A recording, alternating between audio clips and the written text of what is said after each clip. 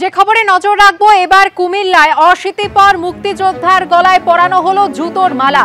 এই ঘটনা ঘটেছে কুমিল্লার 14 গ্রামে, যেখানে আব্দুল হাই কানু, যিনি খেতাবপ্রাপ্ত মুক্তিযোদ্ধা, বীর প্রতীক খেতাব পেয়েছিলেন, তিনি তাকে হেনস্থা করার অভিযোগ উঠেছে। আব্দুল হাই কানুকে গলায় জুতোর মালা পরানোর অভিযোগ। রবিবার 14 গ্রামের কুলিয়ারা প্রাথমিক বিদ্যালয়ের সামনে এ ঘটনা।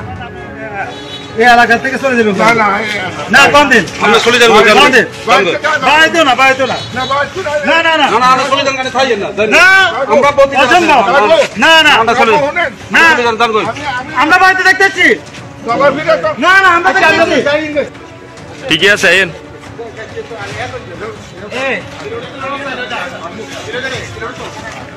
রবিবার 14 গ্রামের কুলিয়ারা প্রাথমিক বিদ্যালয়ের সামনে এই ঘটনা ঘটে। মুক্তিযোদ্ধার সঙ্গে কথা বলে বিষয়টি নিশ্চিত করেছেন 14 গ্রাম থানার ওসি। অভিযুক্তদের শনাক্ত করার কাজ চলছে বলে জানিয়েছে স্থানীয় পুলিশ। কুমিল্লায় অশীতিপর মুক্তিযোদ্ধার গলায় জুতোর মালা।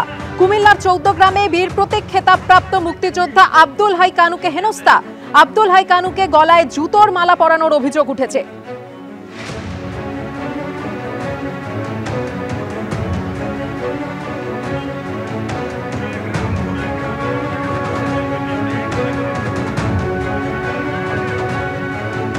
কুমিল্লার এই নক্কারজনক ঘটনা নিয়ে আমরা কথা বলেছিলাম শিক্ষাবিদ পবিত্র সরকারের সঙ্গে। তিনি কি জানিয়েছেন শোনাবো আপনাদের। বাংলাদেশের কিছু মানুষ আছেন বলে মনে হয় না। এটা তো সোজা কথা, খুব অমানবিক একটা ঘটনা। এটা মানুষ এসব করতে পারে এবং মানুষ হিসেবে আমরা সেটা দেখে সহ্য করতে পারি, এটা ভাবা যায় না। আর মুক্তিযোদ্ধাদের শ্রদ্ধা এবং সম্মান প্রাপ্য, বাংলাদেশকে অন্ধকার থেকে তুলে এনেছে। এখন কি করা যাবে? এখন ওই উলট পুরাণ যাকে বলেছেন রাজশেখর পরশুরাম, এই উলট পুরাণ একটা শুরু হয়েছে। এখন সব চলছে অন্ধকারের দিকে, পেছনের দিকে, শতাব্দী পার হয়ে একটা অন্ধতার দিকে চলেছে। এখন আমাদের এইসব দেখে সহ্য করতে হয়। এটা লজ্জার কথা, মানবতার পক্ষে একটা লজ্জার কথা। একজন প্রবীণ মুক্তিযোদ্ধাকে এইভাবে তারা অত্যাচার করছে তার উপর। এটা অমানবিক নিষ্ঠুরতার চরম বলে আমার মনে হয়। অশীতিপর মুক্তিযোদ্ধা, বীর প্রতীক খেতাব পেয়েছেন তিনি, আর তাকেই কিনা হেনস্থা করা হলো প্রাথমিক বিদ্যালয়ের সামনে। কুমিল্লার 14 গ্রামের ঘটনা, যেখানে মুক্তিযোদ্ধার গলায় জুতোর মালা পরানোর অভিযোগ উঠেছে। এই নক্কারজনক ঘটনা নিয়ে সমালোচনার ঝড় উঠেছে বিভিন্ন মহলে।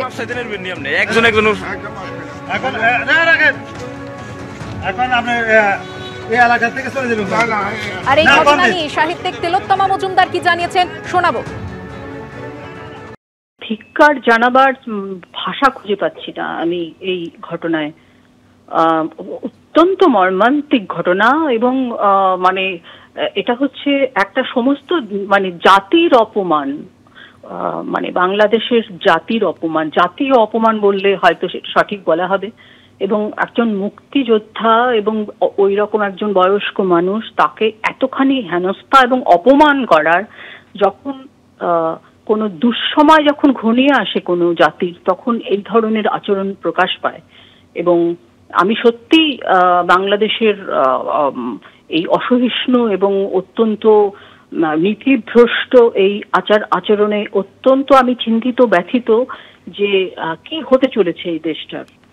আমরা আমাদের একেবারে আত্মীয় দেশ হিসেবে আমরা বলতে পারি যে এই দেশের এই রকমের চরম অবনতির পরিণতি কোথায় যেতে চলেছে। বাংলাদেশ কি আবার তার নিজস্ব স্বাধীনতা হারাতে বসেছে? এমনই তো এদের চরম অনৈতিক অবস্থা।